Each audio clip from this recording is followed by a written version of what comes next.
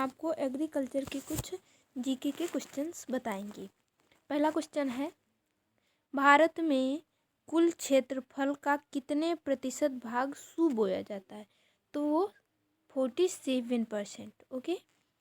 Second है, भारत की कृषि सबसे ज़्यादा किस पर निर्भर है? तो भारत की जो कृषि है वो वर्षा के जल पर आधारित होती है। वर्षा पर आधारित कृषि भारत में की जाती है।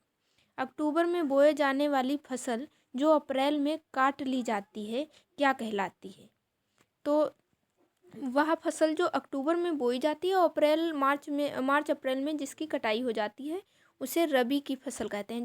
जैसे इसमें गेहूँ हो गया, सरसों हो गया, जौ हो गया, तो ये जो सर्दियों में बोई जाती है और वही जो गर्मियों में इसकी कटाई हो जाती है उसे रबी की फसल कहते हैं। अब थर्ड है, जुलाई में बोई जाने वाली जो फसल अक्टूबर में काटी जाती है कौन सी फसल होती है? तो वो खरीफ की फसल होती है। इसमें जैसे मक्का हो गया, मूंगफली हो गई, तो ये जो फसलें हैं ये जो है खरीफ की फसल में आती हैं। इसके बाद है, कौन सी फसल रबी और खरीफ की फसल के बीच तैयार की जाती है? तो वो जायद की फसल है। जायद की फसल में जितनी भी ये बढ़ने वाली फसलें आती हैं वो सब जायद की फसल में आती हैं। जैसे खीरा हो गया, ककड़ी हो गई, तरबूज हो गया, खरबूजा हो गई, तो ये सब जितने भी बढ़ने वाली फसलें हैं वो जायद की फसल में आती हैं। ओके।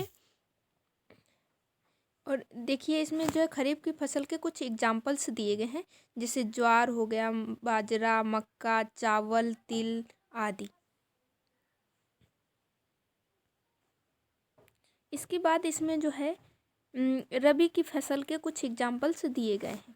तो रबी की फसल के कुछ एग्जाम्पल्स हैं जैसे गेहूँ, चना, जौ, मटर, सरसों, आलू आदि।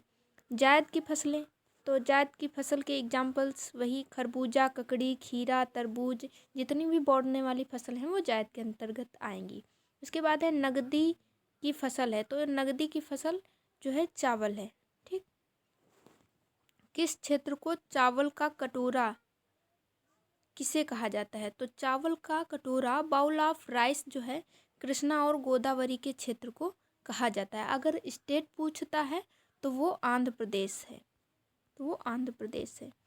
भारत का सबसे ज़्यादा खाद्यान्न उत्पन्न करने वाला राज्य कौन सा है? तो वो अपना यूपी है। भारत में सबसे अधिक उगाई जाने वाली फसल, तो भारत में सबसे अधिक जो उगाई जाती है फसल वो धान है।